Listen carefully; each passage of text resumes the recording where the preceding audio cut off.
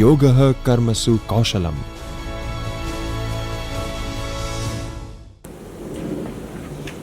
Namaste.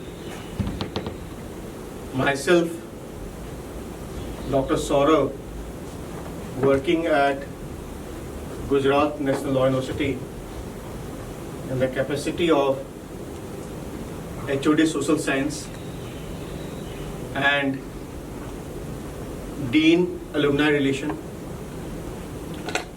I am here to share my thoughts on the topic Law and Society.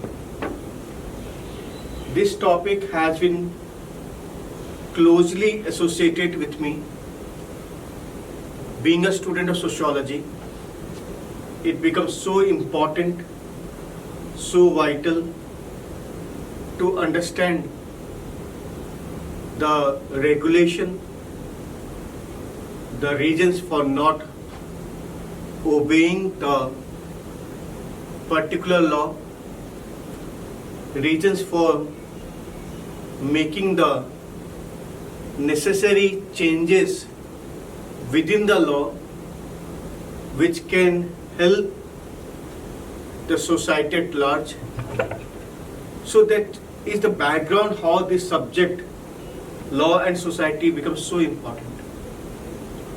As a student, when we are talking about law and society, the first and foremost topic which comes in our mind is social control.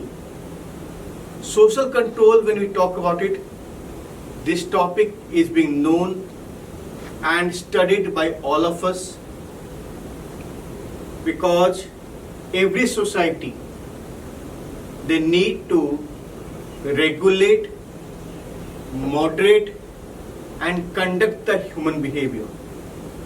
And this regulation and moderation is being done through the various institutions such as education, such as marriage, such as sanction and law.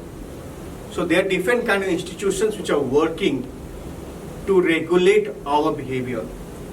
And one of the most important regulation when we say is religion. Religion has been the most important component of any society. So religion also comprises of our customs, cultures, taboos, many other things which are being defined through the religious values. So here when we are talking about social control can be defined in capacity of such kind of methods, such kind of values which are for defining our day-to-day life, for regulating our day-to-day life. And this process of social control is being done through two methods. So there are two types of social control. First one is formal social control and second one is informal social control. So when we talk about formal social control, with the word itself we can understand that this kind of controlling is being done through the formal legislation. So what do you mean by formal legislation? It means that such kind of body, such kind of formal authority, such kind of institutions which are being set up by the state to regulate our behavior. For example, police, army, court, prison. So these are different kind of examples when we talk about formal social control. But in a society, whichever society we talk about it, in any society, informal social control is always going to be more powerful, more going to regulate everyone's behavior.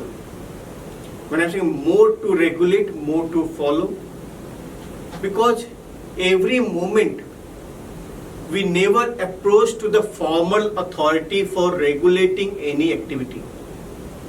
Then how it is being done?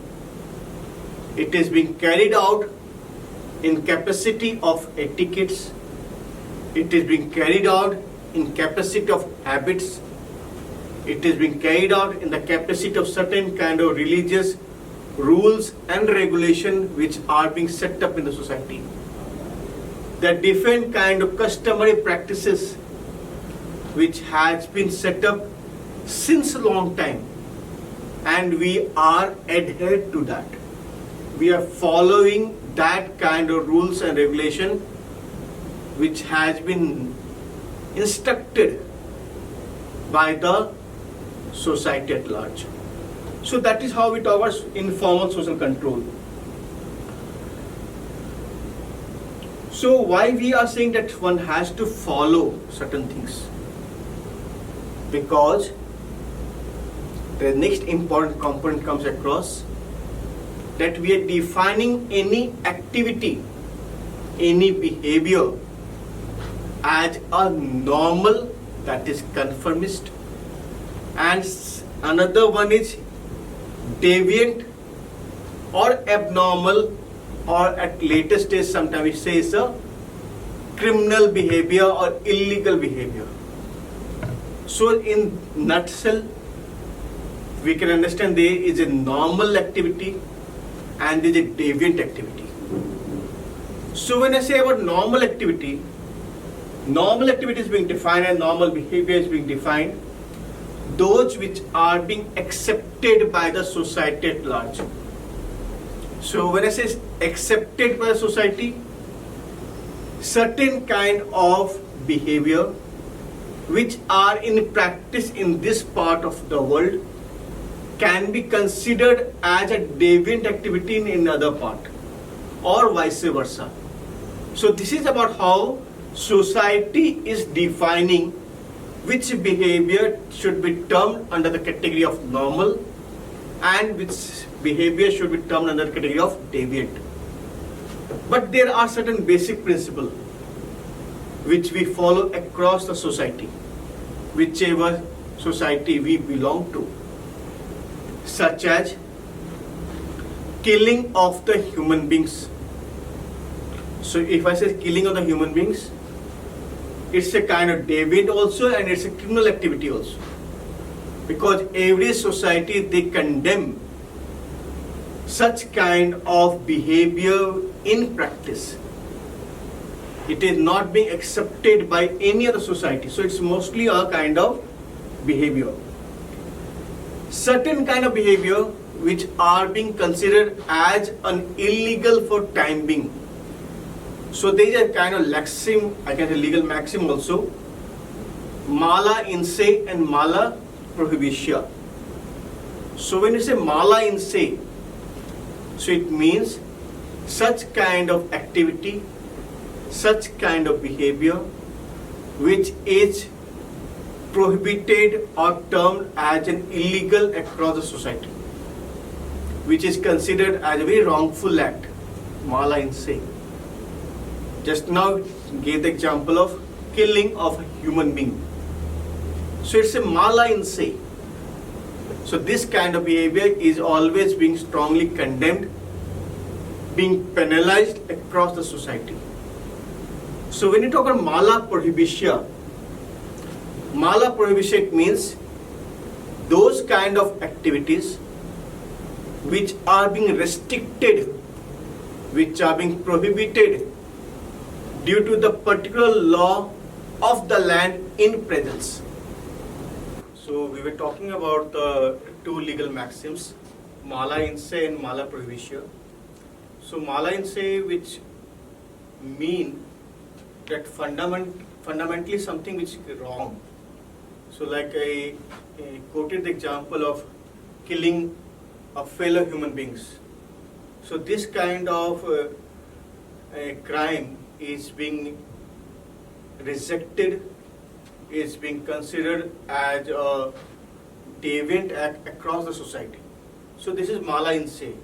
Whereas mala prohibition is all about that as per the situation, as per the circumstances, as per the need of the individual or sometimes society, we create certain kind of restriction. Like for example, I mentioned about the consumption of liquor in Gujarat. So in Gujarat, it's a wrongful act, but in other parts of India, it is permissible. So that is not at all somewhere to be confined within the jail if someone is consuming liquor without the permissible age. Like I also talk about the trespassers shall be prosecuted. Such kind of board which we can look and find at any private property. So in that, what is there? The trespasser, if someone is crossing the particular area, particular land, then he or she shall be punished as per the law. Rest other parts of the land is allowed for one to walk through. So there is some kind of understanding which we have to keep in mind. What is mala in sin, what is mala prohibition as the legal maxims. So when we are talking about law and society, so there are different kind of concept which we need to keep in mind, which we need to keep learn by heart somewhere. Like there are different kind of terms, different kind of concepts need to explore before we move on law, such as folkways. So William Graham Sumner, W.G. Sumner, has written a book on folkways. So what are folkways? Folkways are being defined as those kind of practices which are being accepted by the society at large. And in case if I am not following it also, then I shall not be punished because of it. Just for example, combing your hair, brushing your teeth. Hair combing is a normal activity, take up an instance. But in case if an individual is not properly combed the hair, then maybe that thing is not going to be taken as a strong reaction or punishment by the society. Brushing your teeth, again it's a similar thing. Like if you consume food without brushing teeth, you shall not be punished for it. But it's a kind of good habit, some kind of thing which we are carrying out. Like just take an instance, another example to relate with you. Like if we are going to a Chinese restaurant, or if you are going to eat food in a Japanese restaurant, so in that, as per our cultural practices, we prefer to consume food by our hands or by spoon at the later stage. But in Japanese restaurant, we have a chopstick. Now it is little bit difficult for you to eat through chopstick, but again, you will prefer to eat while using the chopstick. So these are different examples of folkways, because everyone else is doing similarly you want to carry out. Just take certain instance that after folkways, we are taking another kind of term known as mores, M-O-R-E-S. Mores, such kind of pronunciation is there. The mores one, what do you mean of mores over here? Any kind of customary practices, any kind of activities which is being imposed by the group on its member. Like for example, if we are belonging to a tribal community, so in tribal community there are certain do's and don'ts. Like for example, consumption of particular food, following a particular custom. So in this particular place, the tribal communities are being strictly supposed to follow those custom. So it's a mores. In case if I am not following it, then in that situation, the tribal members can punish me for my violation of the act. So that's why it's a mores over here. But again, that particular custom is not prevailing in the larger context. It is only applicable in that group where this custom is being accepted. So that's how mores is there. Now, another important term for all of us to know is with the concept of sanction. So what is sanction? So when we say sanction, we generally believe that sanction, it means punishment. Sanction, it means fine.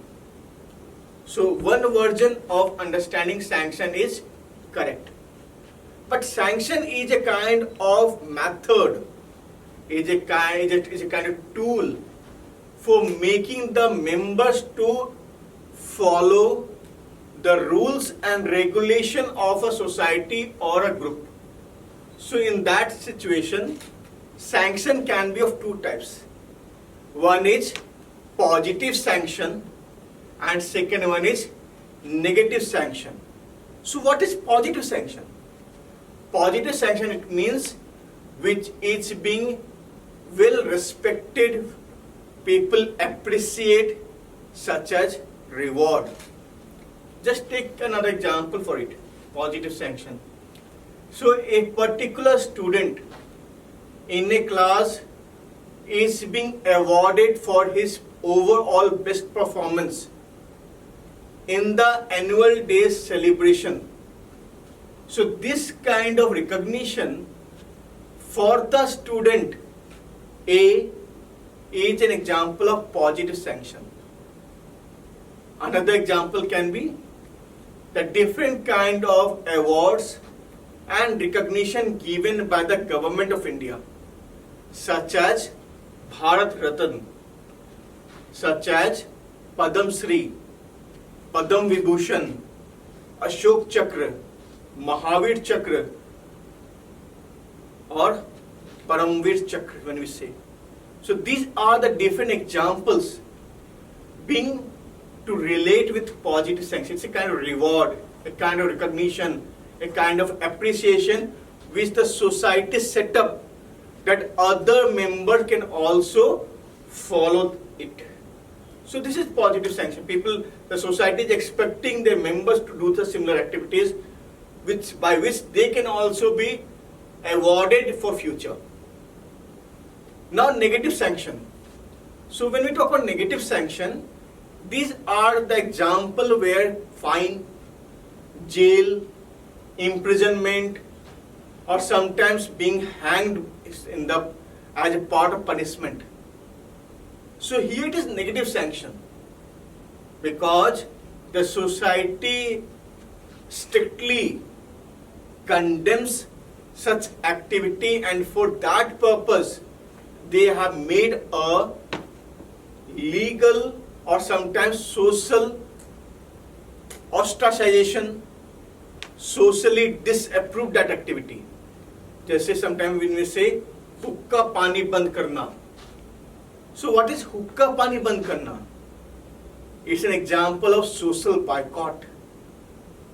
Social boycott, it means like person A has violated the rules and regulations of the society. So in that way, what will happen?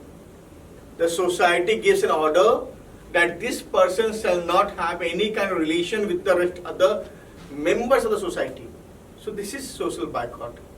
Sometimes in a family, just take an instance, we make frowning, showing eyes to the young kids. So this is also an example of negative sanction. Why you are frowning?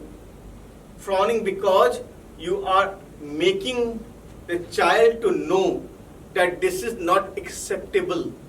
You should not do this activity. So this is an example of negative sanction. Now we took to the next level of definition is law. So what is law? So in the words of John Austin, law is the sovereign command of the state. Famous definition when you say. Sovereign command it means whatever state defined. What is state? State is a kind of comprising of people which has got certain kind of legal authority for governance on rest other. So that's a state for us. So here, whatever the decision the state is taking for their citizens, that's a law. Like for example, if I make a statement over here that from particular time, this particular kind of denomination is invalid, so what will happen? That's a law. So any kind of transaction happening in that denomination is illegal. So it's a law. In case if you are being caught in future carrying those denomination which has been rejected by government, then you shall be punished for your act. So that's how the law has been sanctioned by the authority over here.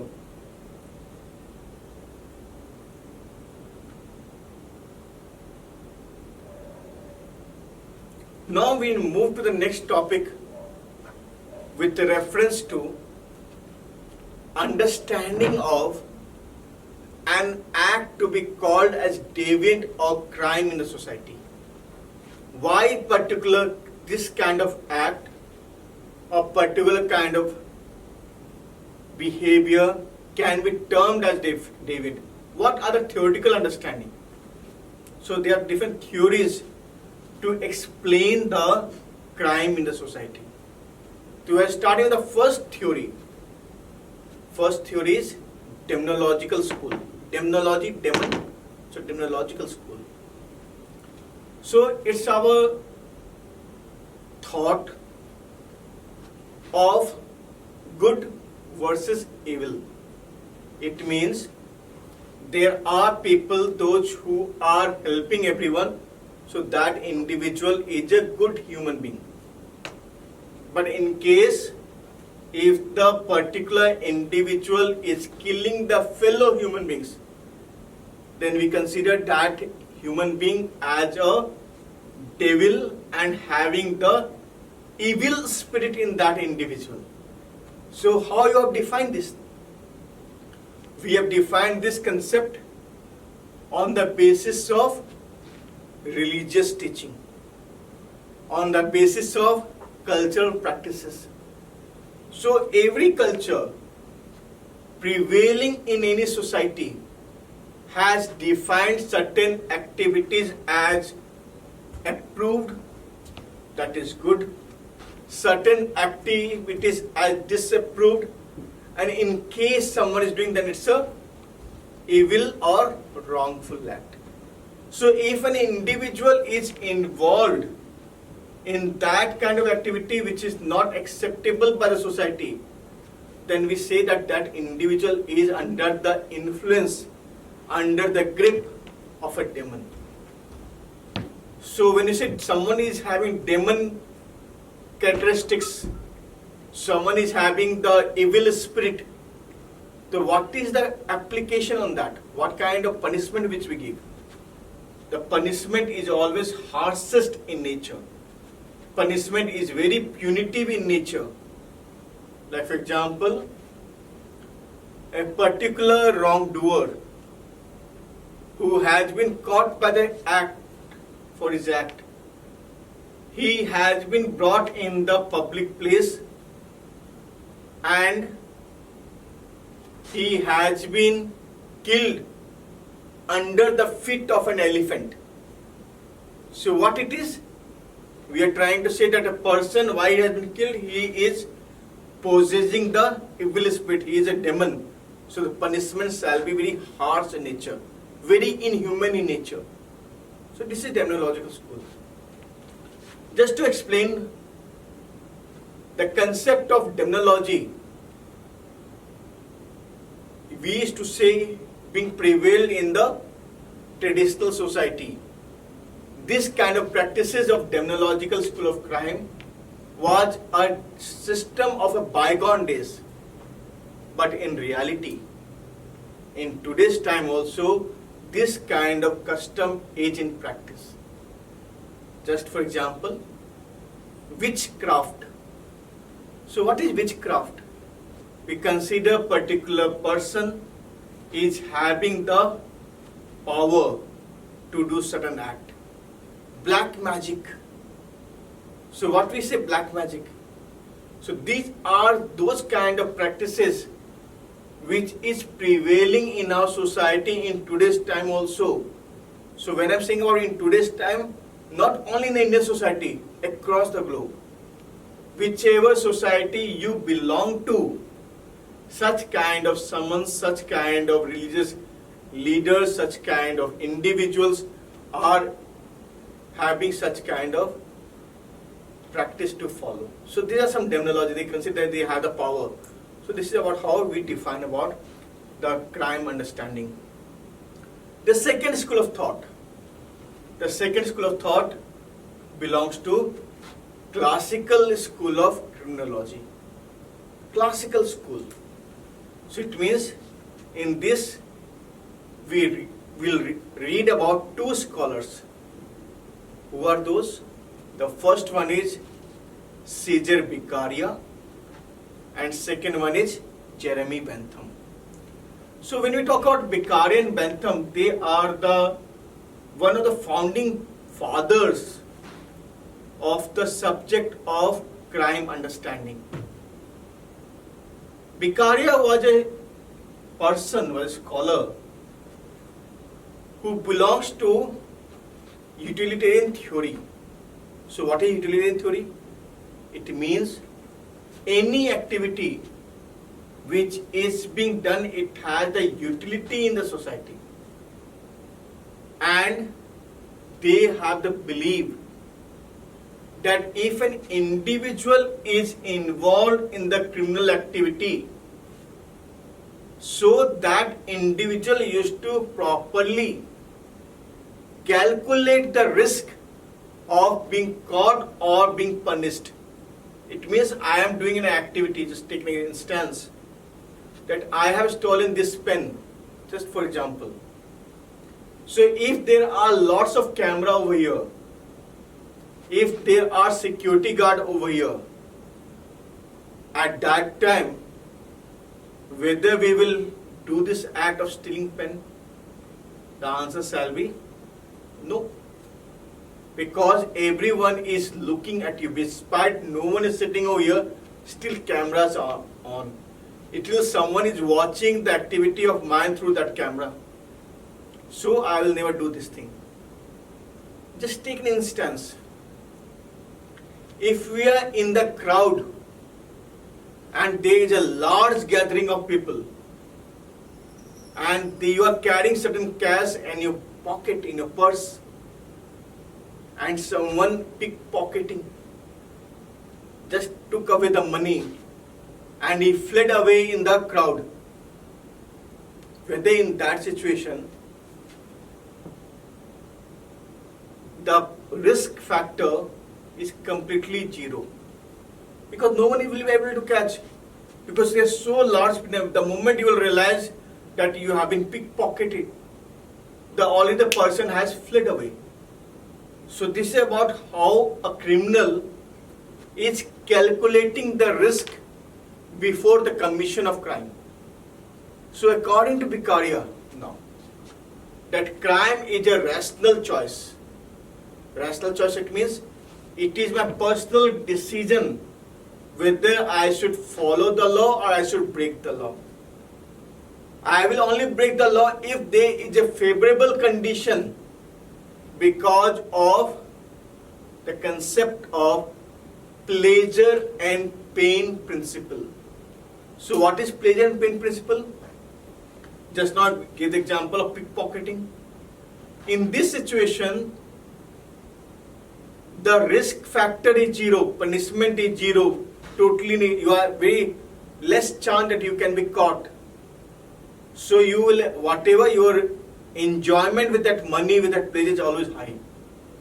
So you will always involve in that. So that's why it is being understood that at a crowded place there is a high risk that you may be pickpocketing, because these people are like that.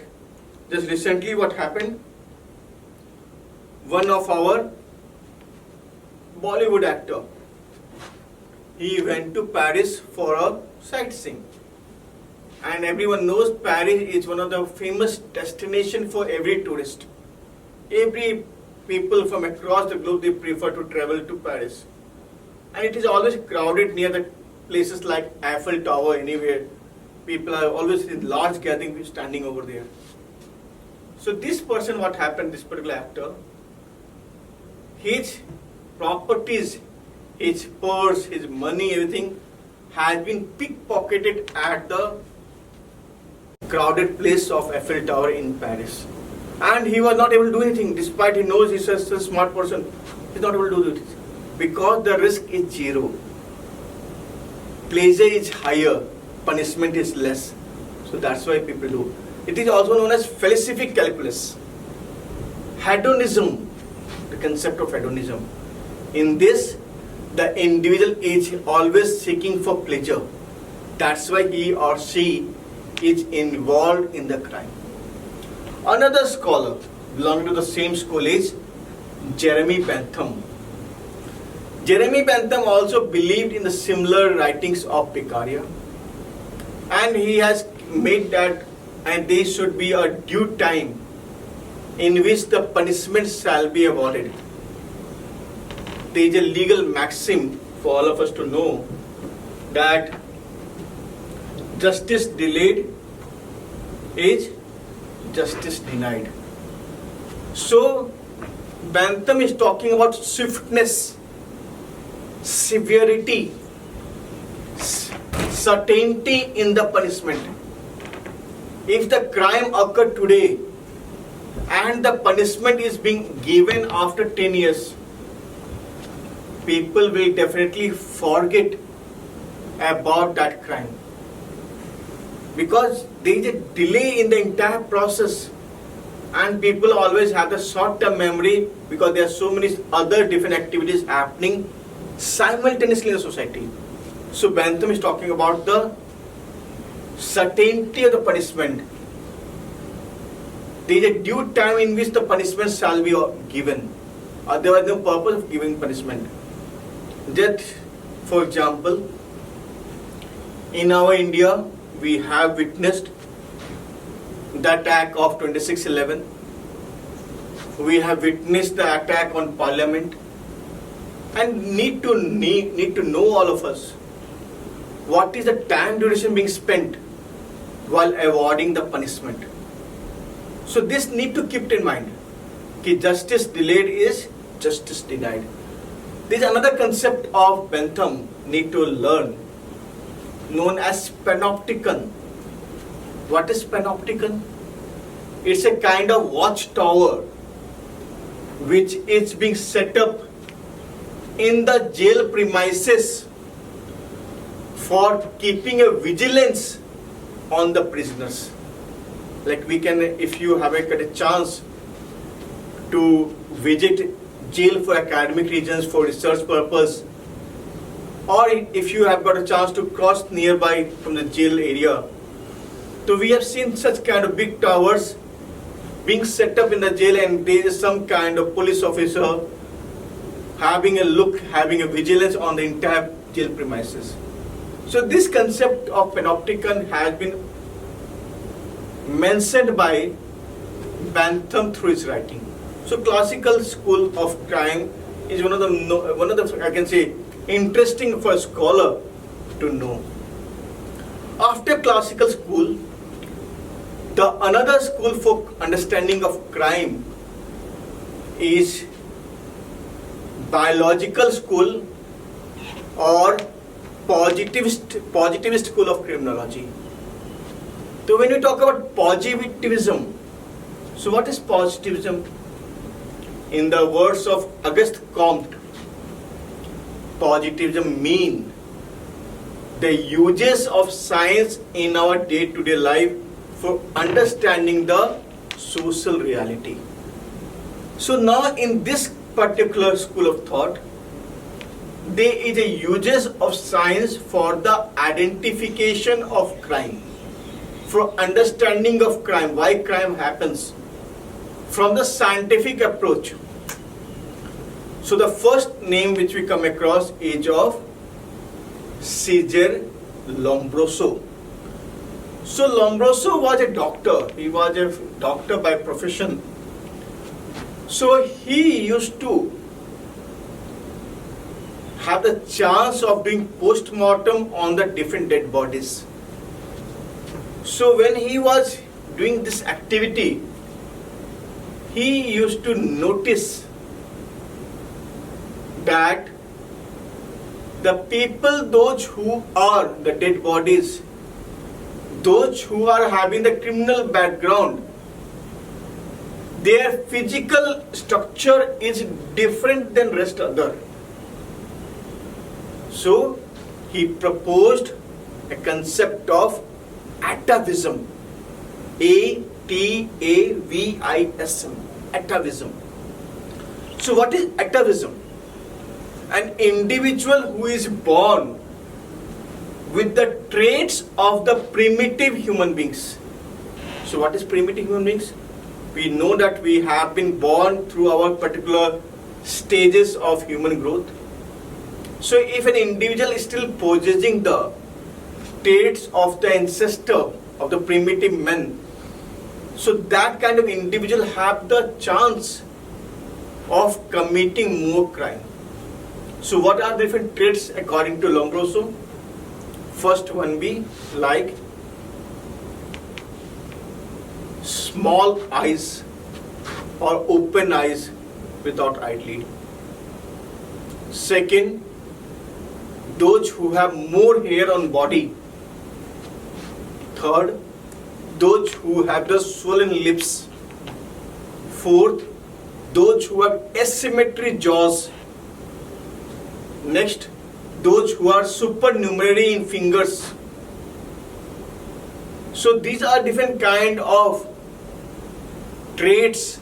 Almost 17 traits have been reflected by Lombroso.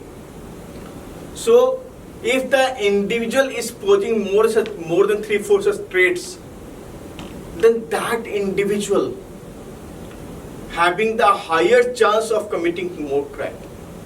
So this is a study being conducted by Lombroso to explain that crime is by birth. By birth, one can look across at how an individual is involved in crime or not. The work of Lombroso have been taken further, and various other scholars like Garofalo, like William Selden, another scholar who worked on the similar line of writings of Lombroso, and he proposed body type crimes. So what is body type crimes? William Selden mentioned that there are 3 types of body. Which are 3 types of body? Endomorph, ectomorph and mesomorph. So according to the body types, he identified the different crimes in different categories. So we were talking about the body type crimes.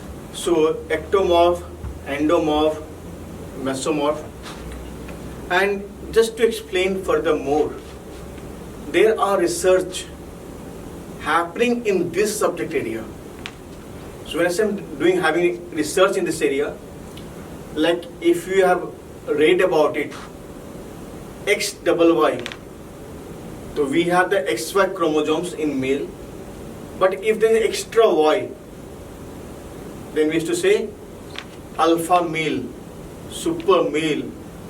So this kind of individuals who are being made to do more such kind of activities, like for example a soldier who is less sensitive to pain.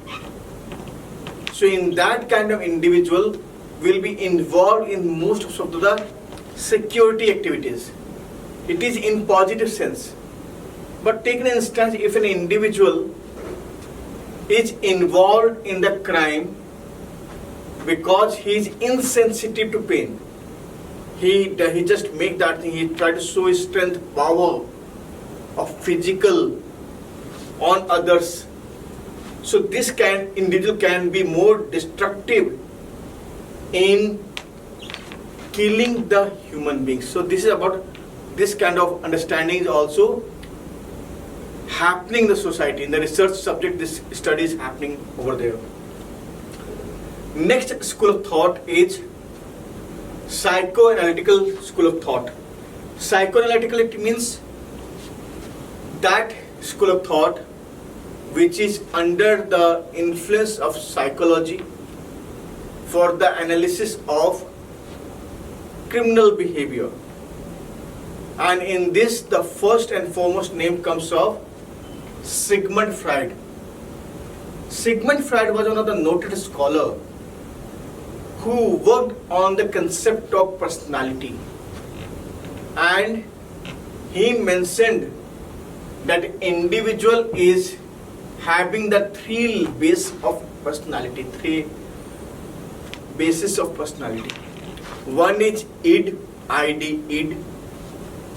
Second one is ego, and third one is superego. Id, ego, and superego.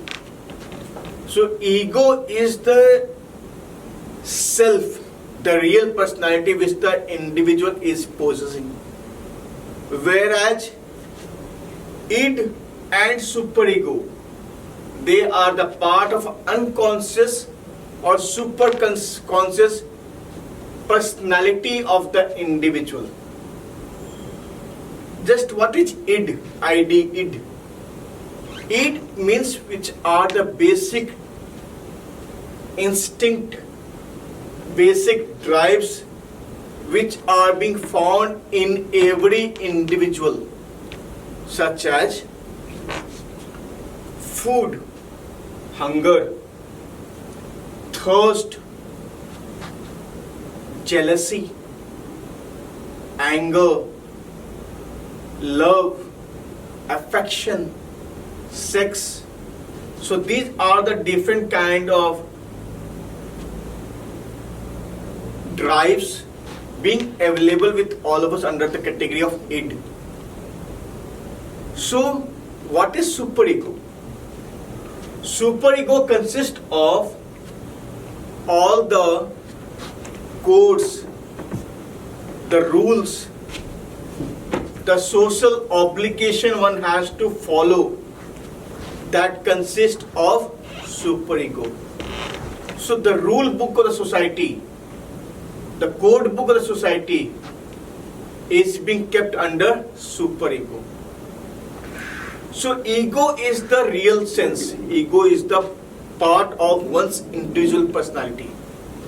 So if the ego is under the command of id, so id, what it says, that you have to get me this thing at any cost. I am feeling hungry. I need food. Please provide me food. Id is so powerful.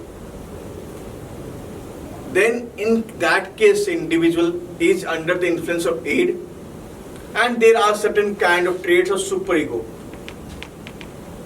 The superego will say that you have to do this kind of choices for getting food. What can be the choice? You can go to market and purchase food if you have money. If you have the substances at your place in your kitchen, you prepare food by yourself. You can go to any individual who can feed you. So different options are being given by superego, which are socially accepted options. But the individual who ego is not willing to follow any of the command of superego, is constantly willing to get his eat satisfied. So he will never follow any rule. In that context, the individual will commit all such kind of crime for getting his requirement to be fulfilled. Bhook lagi hai, you are feeling hungry, you steal the food. You go to a particular place and take in the food of your choice. In case if someone is refusing to give, you kill the individual for getting food. So this is how the criminals are always driven because of strong id. So this is explained by Sigmund Freud. Where superego? Superego is the rule book or command book being set up by the society, and we want to follow that superego. According to superego, we should always be a law-abiding citizen. Like for example, whenever we are going to any particular place, we see the local rules, or the local rules are being followed. Like just take an instance, in India, just taking for example statement over here, we don't have the habit of following the cleanliness in our day-to-day life. Like we ate anything and we threw the wrapper on the street. We ate particular fruit and we throw the skin on the fruit on the road without throwing it in the proper place or dustbin. Because no one is doing it, so why should I do it? So you ate, you consumed particular thing and you just throw on the street. So this is about how we are not being cautioned, not being punished, not being penalized for littering on the street. But take an instance now that you are going to a foreign country like Singapore. The moment you just decided that you want to go to Singapore, you see, and your friends, those who went earlier, they will tell you for everything, please don't do this thing. Don't throw any particular garbage, any kind of paper on the street. Why so? The police will come and catch you and put inside the jail. So you see the entire concept over here. The superego is so powerful over there that you are not willing to do it. So superego is in that way. If the rules are absent, people will never follow any particular kind of command if you are giving to them. So superego, id and ego, these are the three bases of any personality, which has been explained by Sigmund Freud. So the next school of thought is sociological school of thought. So according to sociological school of thought, they try to identify various social factors responsible for the causation of crime. So they consider these to the sociological reasons crimes occur in the society, such as the first scholar, Emile Durkheim. What Durkheim mentioned a concept known as anomie. Anomie, what it means? Anomie is a situation of normlessness. So what it means sometimes?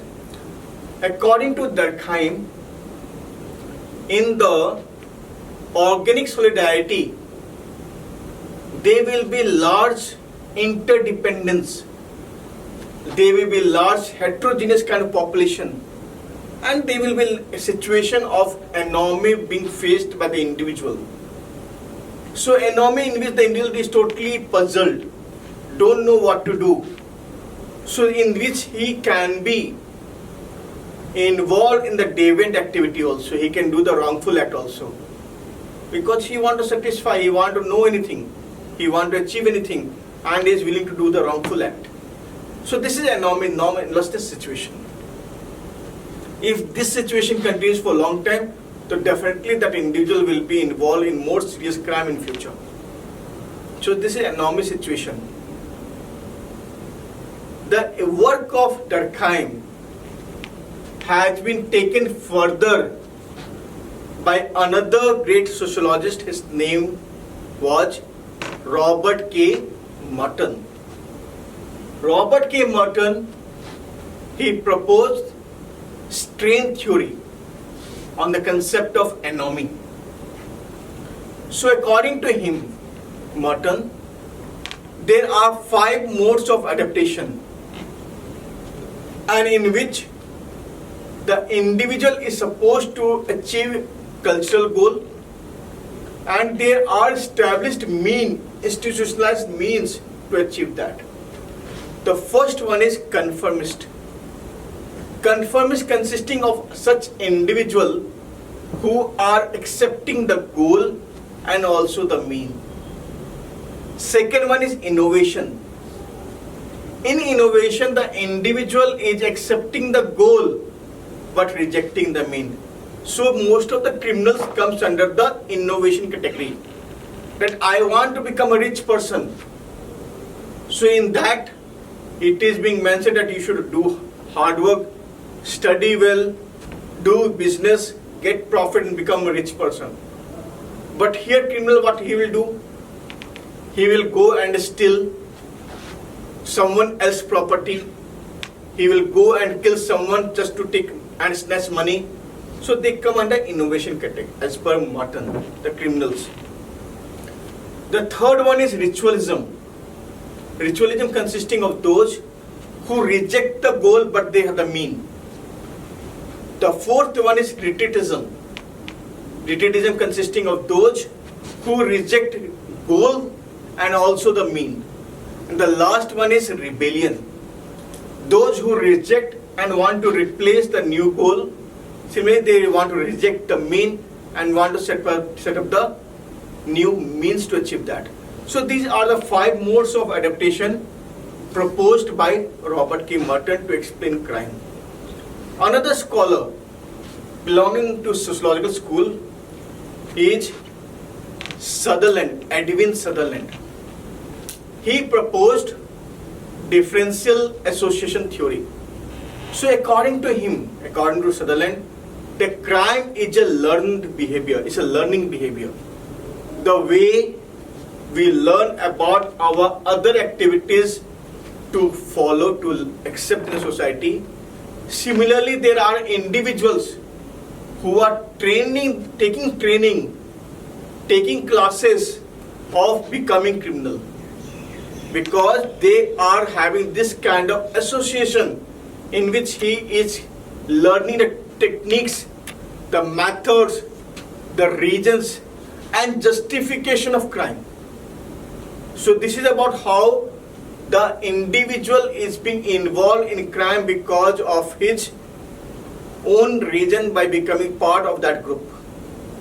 That's why sometimes we say ki how an individual, if he stays with the wrong element, those kind of individuals who are doing wrongful act, if you are staying with that individual, definitely with the passage of time, that individual will also learn the different techniques and methods of committing crime. So this is a differential association theory proposed by Sutherland. Another scholar is labeling theory. Another school of sociological concept is labeling theory. So labeling theory is given by Edwin Lemert and Howard Becker. So here we are talking about 2 kinds of labeling, which is being done on the basis of primary deviance and secondary deviance.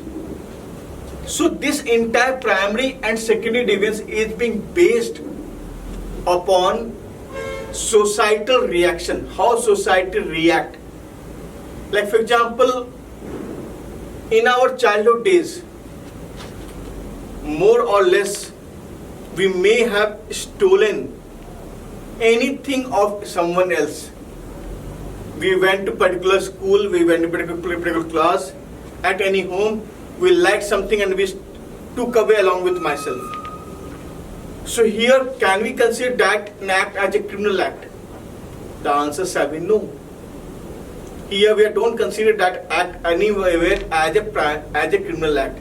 So this kind of activity will fall under primary deviance. So this is primary deviance. Now, the individual is being caught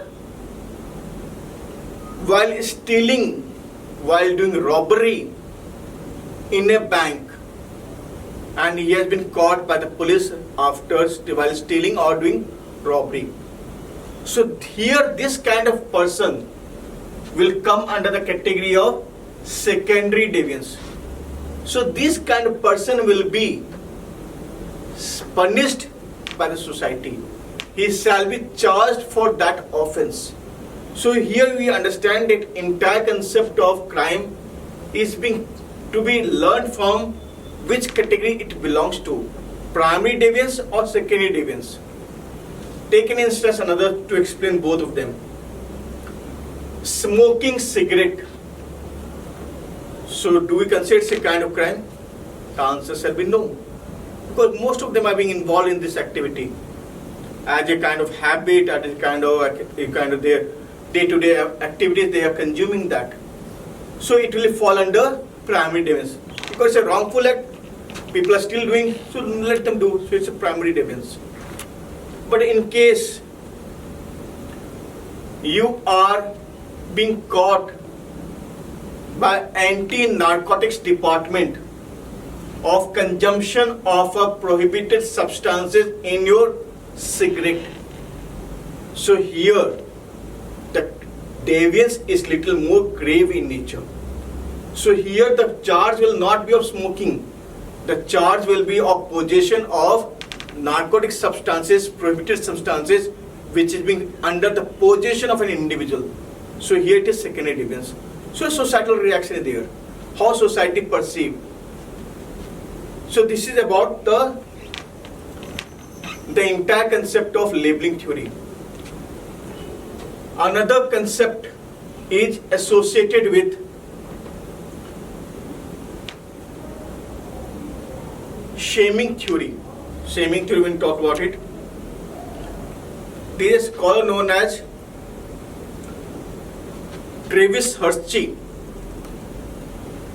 According to him, how the society or the individual feel when someone has done a wrongful act. There is this concept of reintegrated shaming and disintegrated shaming. Reintegrated shaming, it means if someone has done a wrongful act and at that time how society perceives. If it is by mistake and you are making the individual to feel guilt of his wrongful act and making the individual to forget and bring him back to the society, then in that he will be trying to follow the command and conduct of society without breaking for future law. So it is reintegration in which the person is feeling guilty of his act. Disintegrated shaming is just opposite to it. Like for example, if the person has been caught in India and he has been sent to jail. So in jail already he has been labeled that he is a criminal. So he doesn't have any shame left with him. So when he will step out, at that time, this individual will still again get involved in the criminal activities. So this is about how shame as a concept being reflected in the understanding of crime. Another school is of Marxist criminology. The Marxist criminology, they talks about it, that law is a tool being used by the affluent group against the weaker ones. So there is a concept of bourgeois and proletariat. So here the scholars like William Chambliss, Bonger, Richard Quinney, who use the Marxian concept of understanding the crime in the society. Like for example, child labor problem. So who are the ones who are using the children as a laborer? They are not the poor people. Rather, they are the affluent people, those who are hiring the children as a laborer at their industry. Because it's cheap labor. No one is getting extra benefit, but they are getting the work done because of this. So child labor is because of capitalism. Similarly, crimes like prostitution being explained because there is a need for such kind of wrongful activity which is being demanded due to the capitalism. This crime still is in practice in the society. So there are some Marxist understanding of crime. Then we have feminist scholar, those who try to understand crime from gender perspective. So they try to see like Rita Simon, Frida Adler, they are different scholars. Those who have mentioned that gender as a reason for the understanding of crime. So there are different activities in which these scholars they try to identify crime from that. So there are like for example other school of thought also which has the understanding on crime. I think with the time limit we will wind up over here. So we'll stop I can say for time being.